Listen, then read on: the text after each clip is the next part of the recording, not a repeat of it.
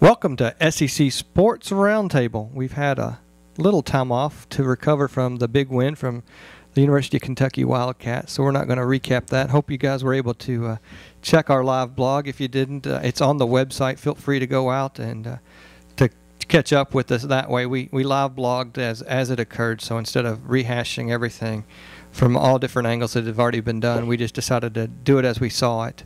And so the live blog is up on the website. And be remiss without saying, first off, welcome, Drew. Shane, good to be here. And that Kentucky National Championship is just old news. The new news is that none of those guys are there at Kentucky anymore. We're going straight into it, aren't we? Well, I mean, that. If you're a Kentucky fan, you got to take the highs with the lows. And the highs are winning a national championship. The lows are you're pretty much the rent-a-center of schools. And what are you going to do? I mean, you get players in for a year, and I think it's great. You win a national championship. That's a Kentucky national championship. Nobody can take it away. Yeah. Well, it can be taken away. Yeah, that's not what I was going to say. But, okay. But I was going to say that, do those players, do they really feel like Kentucky players? I mean, they're there for 1 year, sometimes two. So ask John Wall. He still feels like a Kentucky player. I'm as much of a Kentucky player as John Wall. He played there 1 year. He's a rent-a-player. I don't want to get into it. I like John Wall. I think he's a good player, but you love John Wall. I do. I think he's a very good player, but well, it's the system that's out there. It's Cal does a terrific job with playing within the boundaries that's set forth and doing that. Now, and it works. I mean, it's you can't fault that system at all. Well, I wouldn't say it works for every coach. I don't think every coach could get what he was able to get out of those five underclassmen that left. You look at the Kentucky class. There's actually, you look at it, what's a normal basketball team hold on the bench? 13 players, is that about right? It's usually 12. 12 or 13 is what you dress. So, we'll go even more conservative and say 12. Well, that means 7 Kentucky players are no longer going to be there this year because there's 5 underclassmen that's all the news. But Vargas and Miller, yeah. We forget, nobody's mentioned the fact that Miller and Vargas aren't there any longer either. So now you've got 7 players that aren't there that have had some sort of playing time. We'll give that to Vargas. He had minimal playing time, but the other 6 players had substantial playing time. I mean, I would think if you take the minutes, they would be well over 95% because the only other player that saw any action was Wilcher. Oh yeah, and he's the only one basically left. So, I don't know who else is left on the bench. I know you've got Wilcher and Hood as far as, talented individuals that have been recruited in that are still with Kentucky. But you're right, that cupboard's bare, so to speak. And Cal's trying to reload. If you look at the signing day, that's something else that did happen like right on top of, the national championship. Now we're at the national signing day for college. And, a little surprise with UCLA coming in and still on Shabazz. But, I think that's where his dad really wanted Shabazz Muhammad to go. So I think he won out that battle. But Kentucky got the 118th and number 40th player. I think they've only signed 3 players for this upcoming season. But that gives them the overall number 1 position in recruiting class for 3 years in a row. It just so happens that those are the same 3 years that John Calipari's been recruiting at Kentucky. So I don't think there's any coincidence there as far as that goes. But, that's 3 positions. There's still some spots that's going to have to get filled on that Kentucky bench and that Kentucky starting lineup that's still an unknown. I don't know. I couldn't begin to go off of who they are because I'm not Matt Crawford. I couldn't rattle off those guys.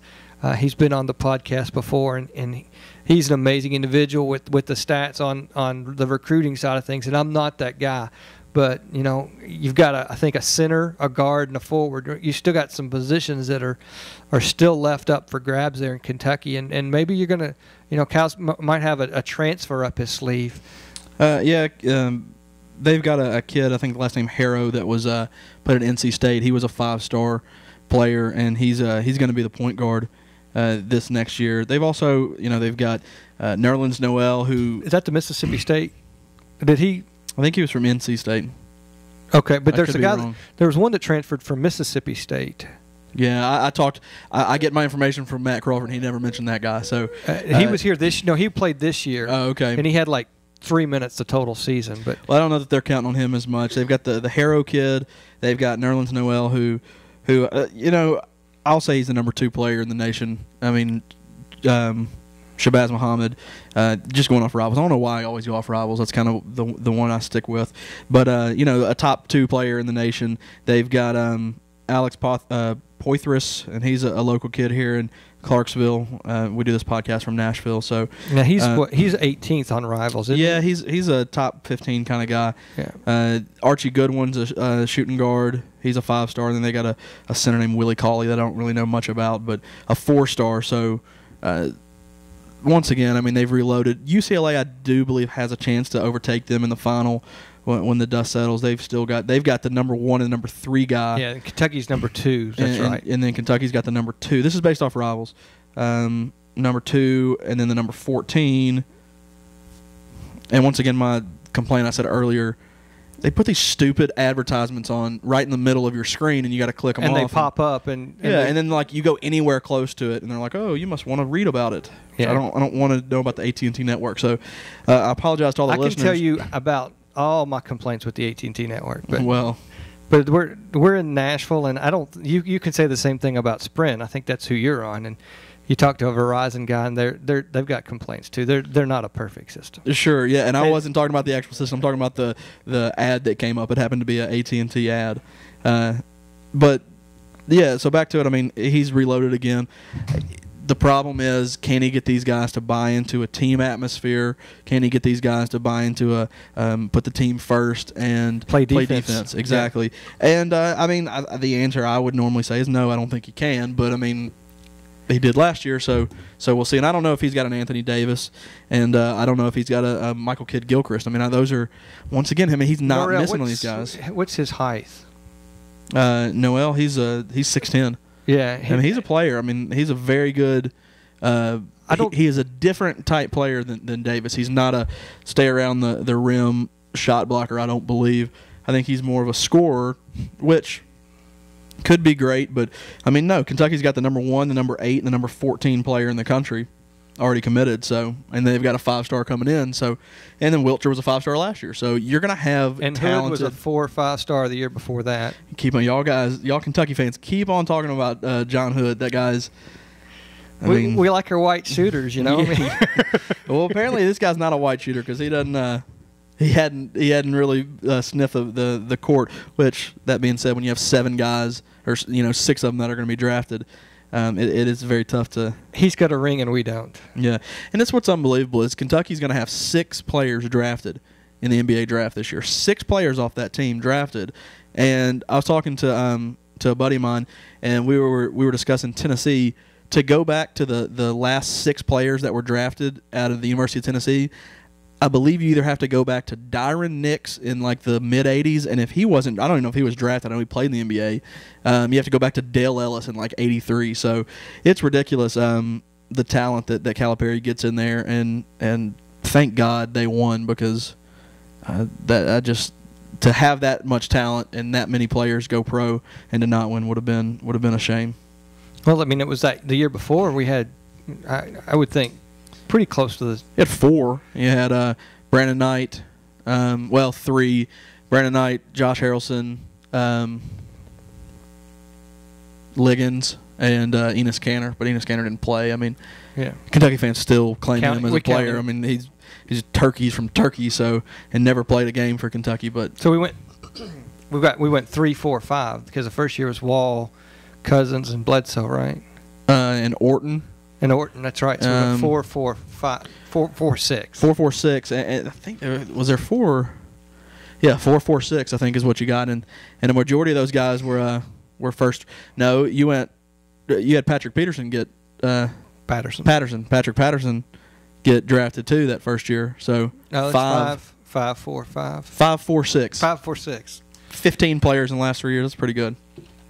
That's ridiculous. I mean, and when you think about an NBA roster and the percentage of players that were already there was a number, I wouldn't say a great number of UK players, playing in the NBA, but there was still a fair number already out there. Now you add 16 extra Kentucky players to the mix. Well, and there's a lot of attrition in the NBA. Your lifespan there's not very long. I mean, Patterson was in the D League. I don't even know if he's been called up any. Yeah. I mean, so you do have a lot of that, but you're getting the guaranteed money from these guys. Well, it just doesn't. I mean, it just goes to show you. I mean, if you're a kid that your main goal is to play in the pros after a year or two, then why wouldn't you go to Kentucky? I mean, everybody gets drafted, and you're right. If you get drafted in the first round, you're getting that guaranteed, I think, 3-year contract. So, why wouldn't you do that? It's the same thing, and I had this conversation with Matt of, I know this national championship feels as good as the last ones, but do you have that same connection with those players? Because I'll be honest, I know I don't have much to go on, but Tobias Harris, I mean, he doesn't seem as much Tennessee to me as Scotty Hobson. And I can guarantee you I like Tobias Harris as a player much better than Scotty Hobson, but when they're there just for 1 year, it just kind of feels like, yeah, I like this guy, but he's not, I watched him for 1 year. He's not part of the family. Exactly. I mean, do I root for him? Are you saying he's that in-law that comes into the mix for Easter, Thanksgiving, and Christmas, and so you don't get that same connection as you do your real family? Is that what you're saying? I'm saying that I have yet to look up a single one of his game stats, and I've tried to look up Chris Lofton's European stats about 10 times this year. So no, I mean, and those were both just very good players for the University of Tennessee. It's just, when you're there 1 year, I mean, it just feels. And Jarnell Stokes will be a little bit different because he'll be there for if all things go, year and a half. He'll be there for a year and a half, but I mean, I guess I'll view him the same way. I mean, I have no problems with people leaving early. I guess it's just I'm not used to that at Tennessee, so maybe. I brought up Jamal Mashburn with Matt and said, well, you love Mashburn. He said, well, what are you talking about? He was only there for 2 years. And I was like, well, maybe that makes, that's different. Yeah. In football, that's what Tennessee fans are used to, and they have to stay 3 years. So I mean, you're going to get used to somebody over 3 years. But it's definitely harder to have that connection. I mean, because you are reloading, and for the somewhat casual fan that's not into every statistic, and it takes a good 8-10 games to really understand who the players are. And so you're a third of the way through your season before you're talking about March Madness, before you start to get a feel for who the team is and what each individual is bringing to the table. And now that you're a third of the way through their career with your university, so when you look at it in that aspect, it's difficult to find that loyalty. But I mean, as a Kentucky fan and as the Big Blue Nation, they embrace those individuals, and they're always going to be able to come back, and anytime they're at Rupp Arena, you can guarantee that they've got the ability to be the Y at a timeout. Yeah. Well, I think it's just the overall, I wouldn't say problem, but a change with basketball. I think basketball is becoming, I mean, in the NBA especially, it's an individual game much more than a team game. So you look back in the 80s, and you've got the Showtime Lakers, and you've got the Celtics. Jordan really kind of ushered that in, to kind of be an individual, like. Growing up, who's your favorite team? My favorite team's the Lakers. Who's your favorite team? My favorite team's the Celtics. Well, who's your favorite team? Well, I love Michael Jordan. Yeah. Now, I don't think, and I heard this on one of the radio stations. But that's free agency. And I don't know that it's as much free agency. I agree with you, but I don't think that's as much. Especially in baseball. I mean, that's a whole other sport, but that completely changed. I'm saying if you ask kids, 12-year-old kids, who their favorite NBA team is, it's a player. They're going to say, I love Kevin Durant. Yeah, and if Kevin Durant goes somewhere else, they're gonna leave. Whereas, I mean, when we were growing up, we had a team we followed. Well, it's not as. I mean, I think I'm a little of that generation too, because I didn't. I mean, there wasn't an NBA team, close, but I was a Braves fan. The Kentucky Colonels. I don't know if that's definitely an NBA team. So they were the ABA. The ABA. They were out there with Will Ferrell at. With the. I can't. Something Tropics. I don't remember that. Wasn't that the ABA league that they were supposed to be based ABA. off of? So. Yeah, absolutely.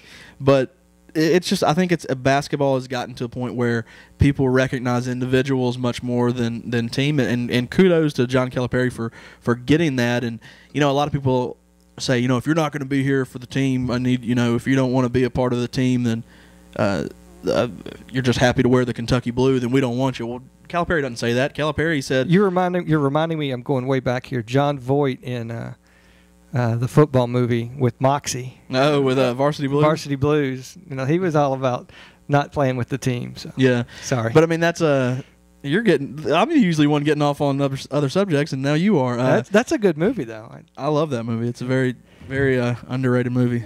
But no, I mean, what did he say? The greatest day in Kentucky history was when that first year of the NBA draft. Yeah. So I guess this is the new greatest day in NBA or in Kentucky history is this next NBA draft. But and I don't know who on the radio said this, but they made a good point a week or so ago referring to that, and that it could be that what Cal could have meant, and no one knows what he really meant by this, was that the legacy that he was starting to create at Kentucky, that was the best day because he didn't have a banner yet, and nobody talks about this really very much, but I remember at his first press conference, the only thing that he was going to want to be judged on was banners being hung up in Rupp Arena because that's all that he wanted to bring to Kentucky was championship. So, is this him laying the groundwork for the environment that he's in? I mean, to me, he's the ever politician. He's playing the game the way it's set up for, and so that he's putting this out there in a way that's saying, hey, if and he's talking to these sophomores, juniors, and seniors in high school at this point. That's what that speech really was for. Was, hey, this is the greatest day in Kentucky because if you come here and you're great, I'm going to get you to the NBA. And that was his subliminal sales pitch to all those high school kids. Here's the problem with building a dynasty, a new Kentucky dynasty, the way he's doing it. And you love my analogies. I'm going to give you a good one. All right. When you're baking bread, all right, you bake the bread, and I don't know, there's some kind of byproduct when you bake it that you get some kind of starter every time you do, and you got that starter, and that's what makes it easy to do the next time. I think that's what you look for in those. Well, of course, like UCLA back in the '60s, and even Kentucky back in the '90s when they won 2 out of 3. You've got that leftover. You've got guys that are there for 3 years, and then you've got the freshmen that played a little bit, and they're there the second year. Well, Calipari's cooking without the starter. He's got to make it from scratch every year, and there's so many variables that can go wrong. This year, the ingredients worked. Yeah, well, and he's having to get new ingredients every time. And you know what? But maybe all these guys are all yeast, and they're not gonna rise. They're not gonna play. And you're very well could be true. And he was very lucky last year or this year because of that. He had that starter, so to speak, and he had that the year before. He had that one surprise. This year it was Jones deciding to stay and come back for a year. We lost Patterson, and then Harrelson came out of nowhere last year to really step up and be that starter, so to speak, to help that program and have that, that upperclassman mentality that says, hey, we've been here, we know how to do this. I totally understand where you're coming from on that analogy. And I was really hoping that one of them was going to stay because you're right. You need some of that cohesiveness to say, we've been here, we know how to do it. And this next year is going to be the first year where he's not had any of that to pull from. Yeah, because the first year he had Patterson and he had Jody Meeks, I don't know if Jody Meeks played on that team, his team. I actually don't think it did. He had Patterson, that first year. Yeah, Meeks went out, and then Patterson stayed the next year, I believe. And then the next year he still had, a Liggins and a Miller and a Harrelson. And this year he had Deron Lamb and Miller and Jones and Terrence Jones. And you're this year. I mean, you've got Kyle Wilcher, and that guy. He could turn out to be good, but and I've said this. He is going to have to do what Harrelson did. He's going to have to learn how to play some major defense, and if he does that in the offseason and puts on 20, 30 pounds of muscle on the upper body, you never know what could happen. He could be that starter that Kentucky needs, as you're in your analogy, so that you've got that glue because he's got the talent. I mean, you watch the kid stroke the 3-point. It's incredible what he can do when he gets his rhythm. But it's scary when he gets back on the defensive end, what's going to end up happening back there. And so, what's going to happen in the offseason with him and his conditioning and where does he go? Because he's going to have to be, to me, he's that missing hinge that's going to swing that pendulum one way or the other. whether he's going to come back a better, improved person, or he's going to be the same person. Sure. And so, that's our starter that we've got to work on in the offseason, and we'll see what happens. Well, Shane, we've been on for around 20 minutes, and I can't believe we haven't talked about the big story that's been out there. And I think you know exactly what I'm talking about. Tyler Summitt is going to Marquette. is going to Marquette. Going to start his women's basketball coaching career, and I think we can dedicate the rest of this show to that. I mean, we can talk about Tyler Summitt. I think Pat's going to put on, what is it? Are they blue and gold? What color is Marquette? Yeah, she's going to have to get rid of all of her outfits and go blue and gold now. No, obviously that's a joke. That is some SEC news. It is. Congratulations to Tyler. But yeah, I mean, I you know what? I fully expect to see him. I would not be surprised for him to be the coach of Tennessee at some point. I mean, that would make so much sense if he can do it. I don't know if he's got the same demeanor. I know he knows basketball, but I don't know if he does. But well, let's first say why we're saying this. If you're under a rock, Pat Summitt did step down officially today. Actually, was the press conference. And her longtime assistant, 28, 27 year? They've been together for a long time. Holly Warlick played at UT in the early 90s, I believe. So I don't know where they got that 27 number. That's a number I heard. Yeah, I did too. Okay, yeah. I thought didn't think I was making up that large of a number, because Pat's 38 years in coaching? 38 years in coaching. So, and she did step down today, and I think Drew's going to look up some of those numbers for us. And Holly's taken over as the head coach. And if you are familiar with the Lady Vols at all, you know that she played a huge part in the coaching this year. You could see Pat at times on the bench, and so Holly was really taking control, and you knew that was going to be the natural progression. You just didn't know when. I think Pat made just a tremendous selfless act by stepping down, because she realistically could have been a Bobby Bowden and outstayed his welcome. Like at Florida State, just by having the people around her to do all the coaching, and he just have it by title. She could have done the same thing until she went to the setting sun, really.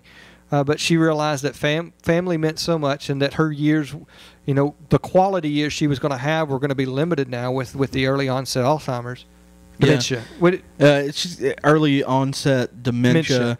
Alzheimer's type, I think, is the okay. She's got Alzheimer's. I mean, that's basically what it is. It was 27 years. Yeah. No, I was mistaken. It wasn't the 90s. Holly Warlick played 1980 was her graduate year, but she's been inducted into the Women's Basketball Hall of Fame in 2001. She being Pat?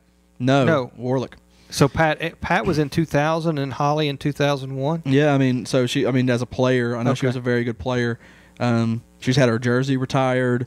I mean, she was a very, very well-known good player at the University of Tennessee, and I mean, that's the kind of person you want to take over. I totally agree. But yeah, I mean, Pat Summitt. I mean, we've talked about this, and man, the support that she gets. I mean, everybody on. I mean, I follow Buster Olney, who's a baseball reporter, and he tweeted about it, just saying how great of a person she is. And Pat got the Presidential Medal of Freedom, which is supposedly the highest honor a civilian can get. I don't know what she's done to really deserve that, but I mean, she is a good lady. She's a great coach, and look at what she does for her program, what she's done for UT. She represents. And my dislike for your university. I can't say anything bad about Pat Summitt. And not only that, though, what you look at is she's the opposite of Calipari. As far as look at the number, and I don't have the exact number of graduates she's had. This is what I was about to say. This is crazy. I don't think any player that she's ever had that maybe didn't transfer or something has not graduated. So I think 100% of her players graduate. So. And I could have just totally made that number up, but if I did, then it's a good. But I'm fairly sure I've heard that. Like, you're right. I mean, she graduates her players. Yeah, and so in today's college sports, that could be the biggest. And we are comparing apples to oranges. I mean, to go play in the WNBA, what are you making? 60,000-70,000? I could be way off there. It could be a lot more than that. Let's Google it. We'll Google how much a WNBA player is. But, they're not making the huge salaries that you're talking about in the other programs. So, go get your 4-year education as a lady vol, and then all of a sudden you become more marketable, and I bet in a lot of cases could probably make more money in the real world in employment than you could being someone in the WNBA. And I'm totally pulling that out of my head. Rookies get paid a minimum of $35,190, which is good money coming out of school. I mean, there's nothing wrong with that. That's teachers' money, though. I mean, compared to a rookie wage salary in the NBA, the maximum that's WNBA their daily salary. Wage. This was after. This is in 2010, so of course this is dated. The maximum WNBA salary for a veteran player in 2010 was $101,000. So see that. So when you look at it that way, I mean, there's a reason why they want to stay in school. Sure. Yeah, I mean that makes sense, but just having nobody fail out and just say, I can't take this, but yeah, I mean, it's great. We've talked about it, Pat Summitt. I mean, it stinks because when she won her 1,000th game a couple years ago, I remember they had the kind of the celebration, and it was a big deal. And I started thinking, I was like, I was trying to do the math. I was like, Pat, in her late 50s, she's 56 years old or something like that. I was like, she might coach with the way she coached. I was like, she might coach another 12, 13 years. And I was like, if she could average, around 30 wins a year, which is probably what she averaged, I was like, she can get to 1,500 wins. And I was like, I don't think she'd ever just retire or leave. She'd definitely never coach anywhere else. Yeah. And then it's just weird how this stuff happens. I mean, and it's happened before with coaches just passing away or something like that unexpectedly. But you never know when. I mean, that's the thing is you can think that you're set up with a coach and you're so excited to have John Calipari, and, man, he get hit by a bus tomorrow. Or we'll make this segue into riding a motorcycle. Yeah, or you can just ride your motorcycle with a 25-year-old volleyball player. I was waiting. I can't wait to talk about this. That's just unbelievable. Well, let's first, before we go into that subject, anything else you want to cover on the summit? No, we'll do just one more housekeeping thing, just because we should have said this at the beginning. Rick Ray was hired at Mississippi State as the head basketball coach. He was an assistant at Clemson. I think that's just a completely unsexy hire. Yeah, no glamour there. I mean, Clemson's not a big basketball program. I'm going to reserve any kind of judgment. I have nothing to say about that. Yeah, that one, I mean, and I like Strickland as an AD down there. He's doing a great job, I think. But, he might have a diamond in the rough there. There might be some ties there we don't know about. But, just from the outside, being a Kentucky fan and you being a UT fan, there's nothing sexy about that hire for Mississippi State. Well, and that's the thing is, you can say the same thing about Bruce. I mean, who's Bruce Pearl or who's Gonzo Martin? They're head coaches at you're taking a chance. I mean, you're giving this guy his first job at a big school versus I'm giving this guy I'm giving this guy the second job. This guy's been successful at a smaller school. Can he carry that over? It's the lottery. You're right. Yeah. I mean, speaking of guys that are coming back around, this has nothing to do with the SEC, except I think one of UK's assistants is now there, but SMU got a new coach this week. Did you hear about that? I have no idea. Larry Brown. Oh, really? Yes. That's a pretty good coach. Yeah, and Cal's under that tree, and so one of our assistants, I think, has now went to go work with SMU's program under Larry Brown. But, that's a guy that's been around a few times. It's about one of the best coaches out there. So, But I was going to say, before we went down the windy road of Petrino and Arkansas, we do need to do some housekeeping that we did fail to do at the very beginning of the show, and go on and tell you that if you're listening to this still about 30 minutes in, that we appreciate that. And thank you for listening to the SEC Sports Roundtable. Number of ways to find us and keep up with us. We are on Twitter at SECSRT and on Facebook, same thing, SECSRT. That stands for SEC Sports Roundtable. That's our website address, SECSportsRoundtable.com. We're on iTunes. I did PodCamp, which is a tech conference here in Nashville this weekend, Drew, and I think you saw that. But as I was doing my prep work, I was talking about starting this podcast and some of the challenges that we had here doing this. And, we occasionally have looked up iTunes and where we rank, and we've talked about that on the show. And so I pulled that up because I was going to show, how hard it was to get up, because we kept trying to get our name on the up higher and higher on the front page, and we were 4th on the front page of SEC Sports. So if you did a search for SEC Sports, we're now the 4th podcast in that search category. So very excited about that. So iTunes, of course, is an easy way for us to find us. We'd appreciate it if you subscribe, both there and on Stitcher Radio. A couple reasons. That way you're automatically going to get the newest podcast that comes out. We have day jobs, so we try to do this on a very consistent basis, and for the first 34 episodes or so, we've been really good at it. But now that spring's gotten here and you get some lulls and everything, it's been harder for us to do a weekly podcast. But we are going to try to make that commitment to do that. By having your subscribed to that, and it's just a click of a button, it doesn't cost you anything. All of these things are free. You're able to get the latest podcast when it comes up. So that's the easiest way to keep up with us. We'd love for you to go out and write a review or rate us. Give us 4 or 5 stars if you think we're worthy of it. I'd like to think that we provide good content in an entertaining manner. So we hope that you'd like that and want to keep our numbers growing there, and we'd appreciate some help from anybody out there listening. If you could do that for us, that would be wonderful. The last place to find us is on YouTube. We're out there on YouTube. The video version of this is out there. So in both the video and audio versions, I said we were on Facebook. They get posted there as well. So you can actually go to our Facebook page and listen or watch the podcast that way as well. So did I miss anything on the housekeeping that we like to throw out there? No, except for the fact we did it about 40 minutes too late, but as long as it's on there somewhere. But yeah, no, you're exactly right. Numerous ways to find us, and we've talked about throwing a few ideas out there when we get a few more listeners. We'd love to do some of the things other podcasts do, some giveaways and things like that. Of course, we're not at that level yet, but we want to get there. And if you listen to us, just follow us on Twitter or follow us on Facebook, just so we can know that those numbers are out there. And all you have to do is just just mention us at SECSRT. Yeah, that would be wonderful. Good show, or I hated your show, or whatever. We don't want you to say that, but if you did, just say I disagree with what you said on this. Just throw it out there. It doesn't take long, and I can assure you that if you message SECSRT right now, you'll get a response back, which we're happy to do that. So just throw it out there, and we'll see where it goes. Yeah, we'd love to be more engaged with you guys. So check us out, keep up with us, hit us up, tweet us back, tweet us questions. We'll be happy to answer what we can for you there as well. But let's go down that windy, curvy road on a motorcycle. What was he thinking?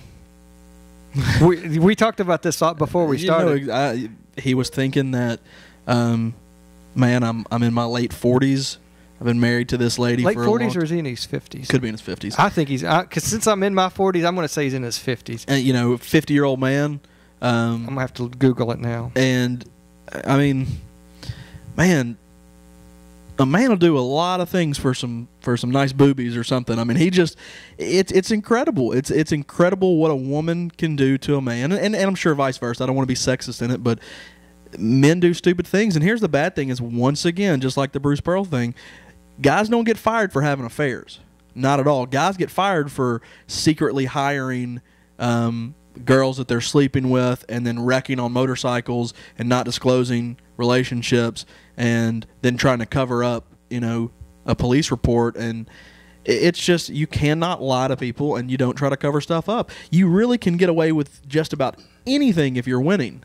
Because I think it's a big story that he was having an affair with a 25-year-old former volleyball player, but I can assure you, Shane, that is not why he got fired. No, I mean, look at Rick Pitino. Yeah, Rick Pitino, nothing happened to him. Rick Pitino is I respect him so much for this.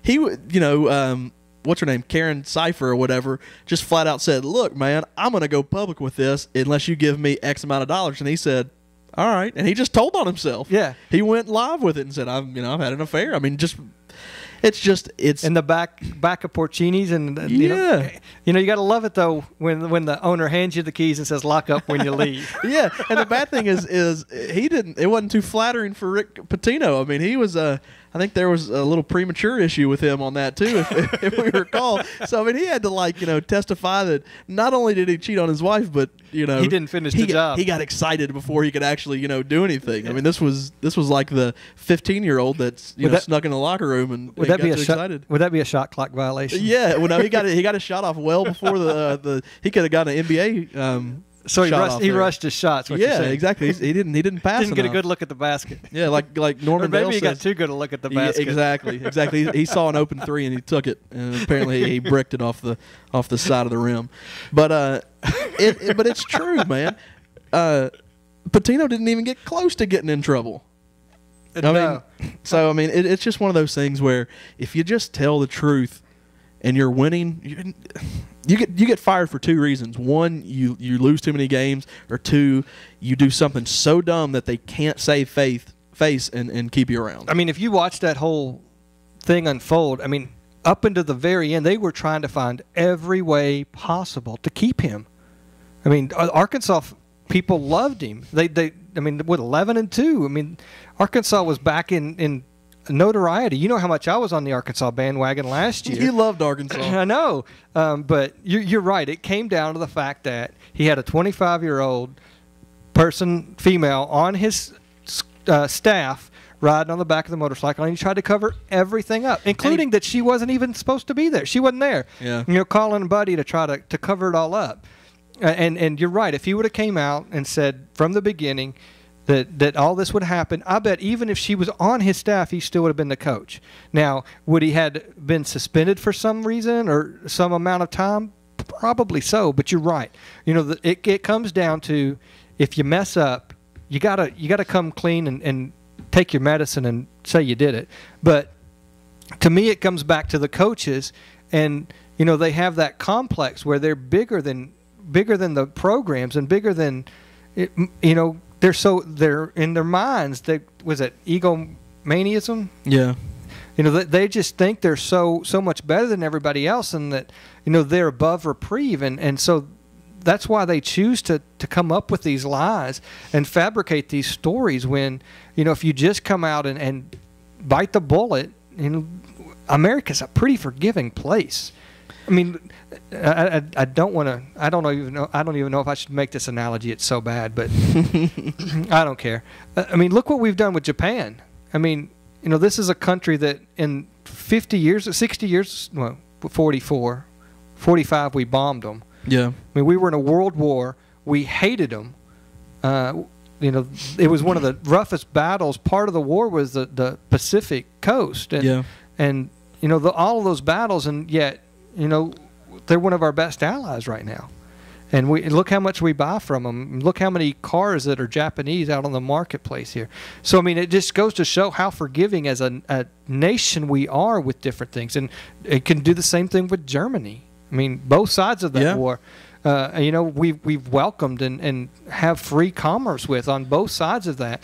So, if you want to talk about the horrible things that those countries have done in the past and how forgiving we are and accepting, if you just come out and say, I really, really messed up, you probably could have still had your job. Yeah, and that's the thing is I don't know that if it's as much their ego thinking their ego. I think it plays two parts. I think their ego gets in the way to think I can do this. I can get away with it. Or I can get away with it. I think it's the fact, just like anybody, when you get in trouble, the first thing you do. I mean, lying. I mean, it's just impossible not to lie. I mean, how many lies do you really tell in a day? I mean, I think I'm a pretty honest person, but I probably lie, 10 or 12 times a day just about little stuff. And I can go ahead and guarantee you, if I got caught doing something I wasn't supposed to, I'm sure the very first place I'd go to, I'd be like, how can I cover this up? Yeah. Let me make this not happen. What's crazy, if you think about it, is how many times has something crazy like this happened and the cover-up actually worked? We don't know. Yeah, I mean, what if Bobby Petrino, he got in a motorcycle wreck, and that's it. You never knew anything else. Meanwhile, he's texted this girl 4,300 times in a 6-month period. That's a lot of text messages. How many is that? You got the math. You could probably do it in your head. How many is that a day? Well, let's say 30 days in a month, so that's 360. That's 180 days divided by 4,000. I mean, it's going to be a couple hundred a day. It seems like. Maybe not that many. 150 a day. That's a lot. That's a lot of text messages. No, that's not. That's too many. That might be 20 or 30 a day. That's like 30 text messages a day. So I mean, that's just it's ridiculous. First of all, that's congratulations, man. 50-year-old's texting that much. He's one of the he's a technological genius if he's that old, knowing how to do that stuff. Throw in that other girl, Miss Biker or whatever. Allison Mulder. Yeah, I mean, or Melder, which she was good looking, man. I mean, all right, Bobby. I don't blame him as much for doing it as just being dumb the way he did it. Yeah, it's there's nothing I'm stumbling here, but really it comes down to you made a good point that I didn't even think about. You know, we were talking about Rick Pitino coming clean. He only came clean because his back came up against the wall. Yeah, you know, it was either extortion or you know, and then it's going to come out that way. But look, nothing happened to him. But he came out and ended up telling the truth. And the university supported him. Exactly. Like we're gonna back Rick Pitino in a tough time for him. Yeah. And Arkansas probably would have done the same thing. And now the staff members resigned. He's been let go. I'm telling you, the part about him hiring her on the staff, that wasn't a good decision right there. Because I mean that's what makes it hard is. Now you're talking about giving money and lawsuits for not hiring certain people because you're hiring a girl that you're sleeping with. I mean, it's whatever. Also, this is kind of off the subject, but I was reading ESPN a minute ago, and you know the Freedom of Information Act, which apparently is the greatest thing ever if you're trying to get dirt on stuff. He said that, you know, the relationship started with a kiss, which, yeah, that's sweet. Isn't that nice to know? Oh yeah, it's a love story. My affair with a 25-year-old started with a kiss, which. You know, I think most of them. It didn't start with a text. Yeah, it wasn't a text. But that's just whatever. Well, who knows? How about the rumor of the possible replacement coach? Are you happy about that? I don't know how I would feel. We're talking about Fulmer, obviously, going to Arkansas. I really don't know what I would feel. I mean, you're talking about a guy who spent his entire coaching career at UT. You know, one of just a national championship winning coach. I don't know if he's a Hall of Fame coach, you know, or not, but I mean, he's a very good coach. I mean, a great record, and then going to seeing him, like, I think it would be one thing seeing him coach at Louisville or something like that, but seeing him coach in the SEC, knowing you're going against him, I don't know how it would feel. I'd be happy for him. I think he would do a good job. The guy knows how to coach talent, and I think his problem was he slacked a little bit in recruiting at the end, but he was one of the best recruiters in the world, you know, in the late 90s. So I think he could do a very good job with what they've got there. Very good players, coach, you know, that kind of thing. It's funny. You see, I think Fulmer now would entertain this more than he would have, you know, this time last year. I think in his heart of hearts, I think he would have wanted to have been the AD at UT. And I don't know Fulmer from anyone. I mean, I'm just going by, you know, I think he truly loved the university that he worked for. I think it was a tough decision for him back when he was, you know, no longer coaching there. But, you know, UT has a new AD this year. That position's going to be there for a while. If he does well, it could be there for a very long time. You know, now it might be time that he's come to the realization that if he wants to stay in the sports world, he's going to have to move on from Tennessee. Yeah. And, you know, this makes a lot of sense. Like you said, he's a great coach. He knows how to coach talent. And that's the one thing Arkansas still has is a bunch of talent at that program. You know, you get a couple of other good people in there to help you with the recruiting. You've got to be pretty refreshed and have some time off, so you're going to be able to hit the road recruiting pretty hard and right back at it. You know, it'll be old hat, so to speak. So you can do that. But what you've got to see from Arkansas is if they're truly entertaining this, then this is not a stopgap measure for them. This is not just somebody to stop the hemorrhaging and get us through this season with the talent we have intact. Fulmer, I think, would only want to come there if he had a good long-term deal in place, 3-5 years. Yeah, I don't think it's a. think you're right on one point. I don't think it'd be a 1-year deal, but I think Fulmer would be fine knowing that he was going to go in there and coach for 2 or 3 years. And if he was super successful, then good. But if he knew he was just going to be there for 3 years just to kind of stabilize him, I think he'd be okay with that too. I mean, people talk about like, what about a Charlie Strong? And I think I like Charlie Strong. I think he's fine, but I don't know why. I guess I don't know why you would. I don't know what the big negatives with Fulmer are. I mean, that is a proven guy that's won a national championship. Yeah. Sometimes a change of scenery and just a kick in the pants, say, hey man, you got to pick it up. I mean, he's not dumb. I mean, he didn't just lose all his coaching ability overnight. So I think it's a guy that would go in there and command respect and would and knows how to win. I think it would be a great hire for UT. I mean, it's for Arkansas. Yeah, for UT. I think it'd be a good hire for UT as well. They're going to need, and maybe he's going to hold out for next year. Well, Tennessee's going to hire Bobby Petrino. So they can just trade places. Yeah, I'll take Petrino. I'll change everything I got to say about him if he goes to Tennessee. And then that's been a rumor around your neck of the woods too. Is that you all are going to wait for him next year? That's whatever. I don't know. I mean, I think Tennessee will be good enough to where Dooley stays, but at least that's just the homer in me hoping that you get Petrino or no that Dooley wins a national championship this year, and you don't fire a national championship coach. No. You ride him off in the sunset. Exactly. Put a new statue out in front of Neyland Stadium, right? Yeah. That's what's so funny is you got a guy, he wins 1 year, and you give him, I'm going to give you 3 more years, and the next year they lose, and you're like, I'm firing you. Yeah. What have you done for me lately? It is a very fickle world there. Well, let's move on. I think we've talked to Arkansas. We've given our opinions on that subject. I think most people have already heard about it. There's spring football going on. That's another thing that's going on.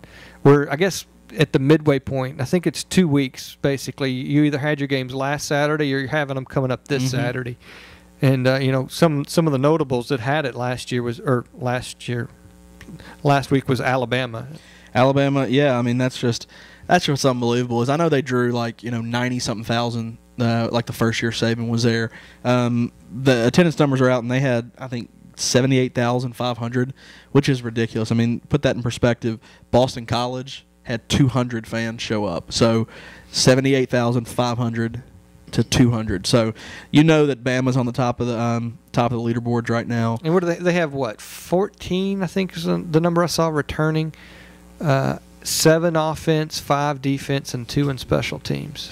Yeah, I mean they're going to be good again. They've got their leader, their quarterback, who knows how to win and has a national championship under his belt. They've got another good, Eddie Lacy and he saw a fair amount of time. TJ Yeldon, something like that. Yeah, Lacy saw some time last year. Oh, Lacy's freaking awesome, man. They're so good. They've got good receivers.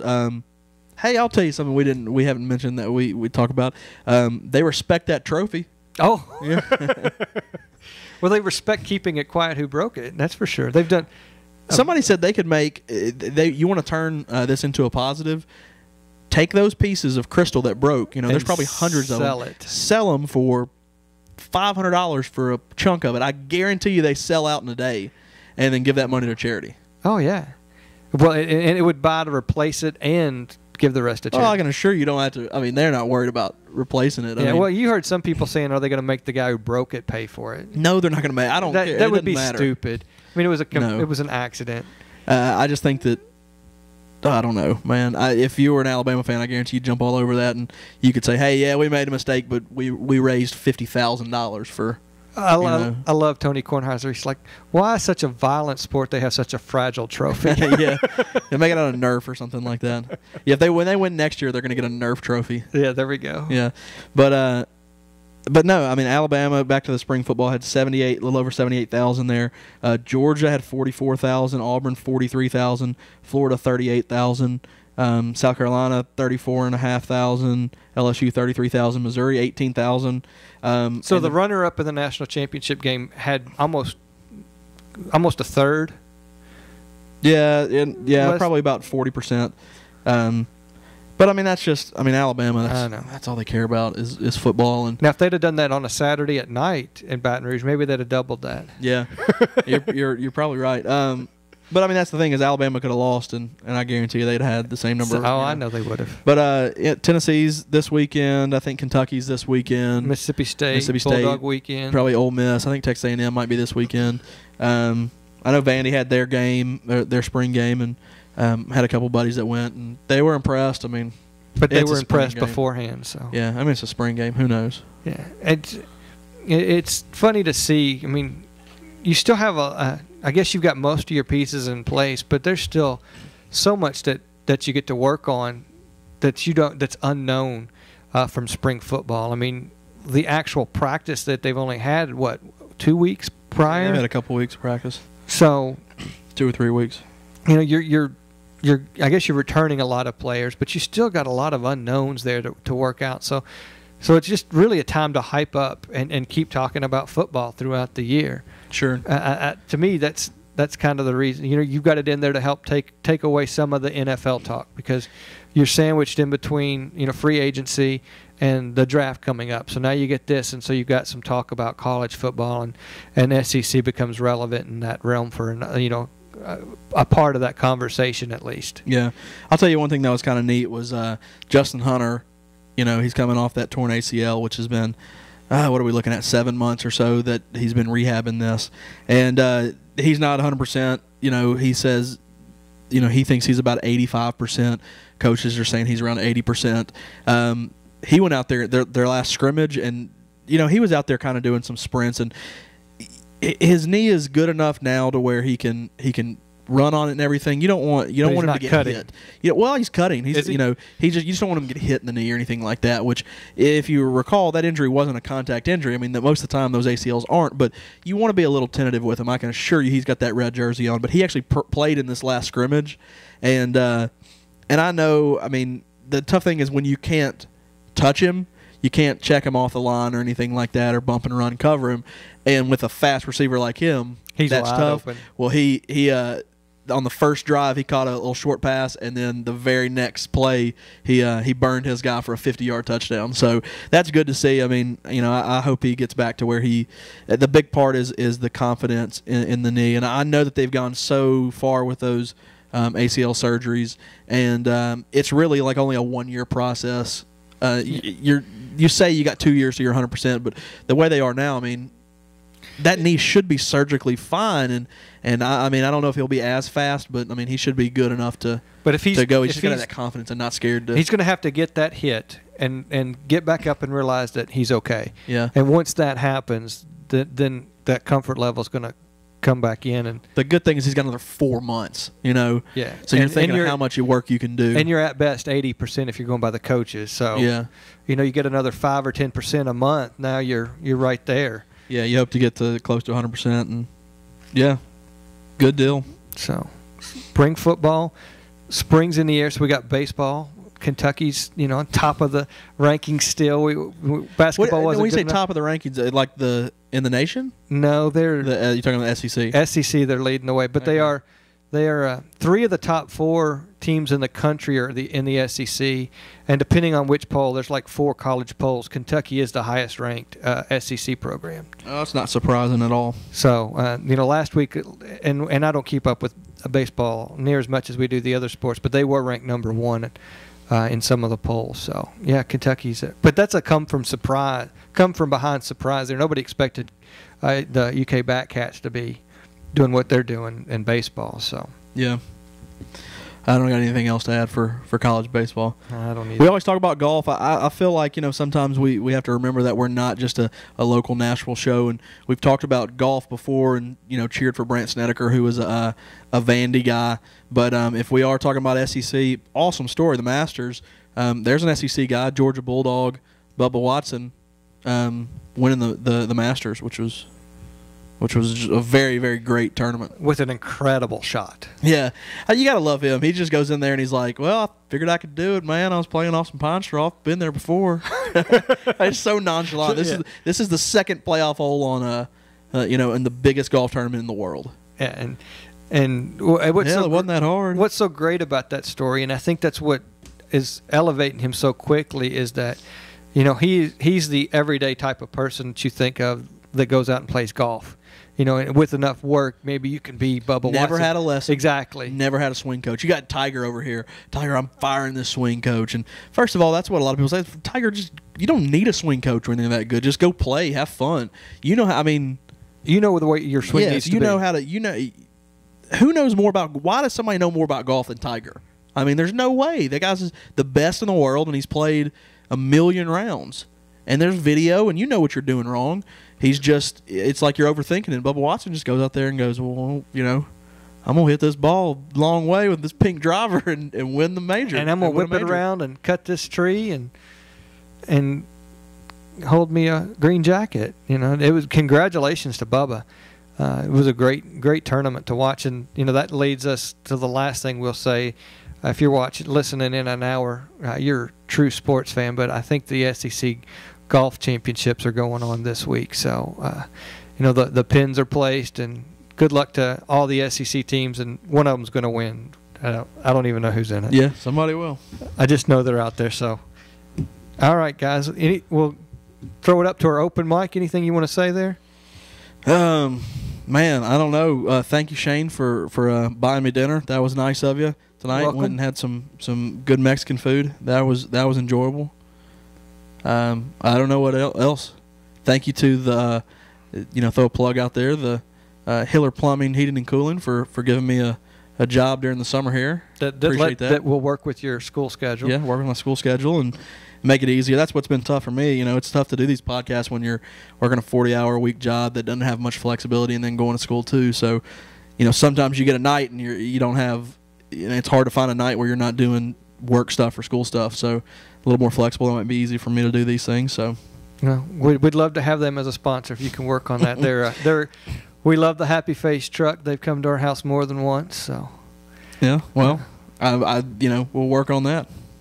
Well, my open mic is, I'm excited. I had a birthday a couple months back now, and so for that, it was cold weather, and my wife decided that she was going to take me somewhere nice, but we were going to have to wait till it warmed up, and they finished their fiscal year where she works. So, that ended in March 31st. So, a few weeks drag after that to recover from all that, and now we're heading out tomorrow morning, first thing, southwest to Austin, Texas. So we're going to be able to continue eating Mexican down there. Got some great advice there. We kicked around the idea of watching the Horns play, but it might get into the bar scene because it's Friday night game against Kansas or a Sunday day game against Kansas, and the Sunday day game looks like it's kid day. They get to run the bases, and there's going to be a stuffed animal or something there. It's like, forget this is a kid-free weekend, man. Yeah, so it's like, all right, guys, I don't want to go do Sunday, and then all of a sudden we realize that the Stanley Cup playoff games are going on, and the Nashville Predators are going to be playing Game 5 to try to clinch Friday night. So it looks like baseball's out. So we were really hoping to at one point catch a game or a Longhorns game there, but that's not going to happen. But super excited about going down to Austin. Heard great things about the food and the nightlife and the music down there. So here at Rivals Nashville and the Lower Broad area that we get to take for granted. So hopefully we won't take for granted what Austin has. So maybe you'll get a full report of what little I remember from on our next podcast in the open roundtable. Where can they find you? Follow me on Twitter at DrewYoung20. You don't want to follow me on Facebook. I don't ever go on there. All right. And you can follow me on Twitter at PShaneBailey. And with that, guys, we're going to call this podcast done.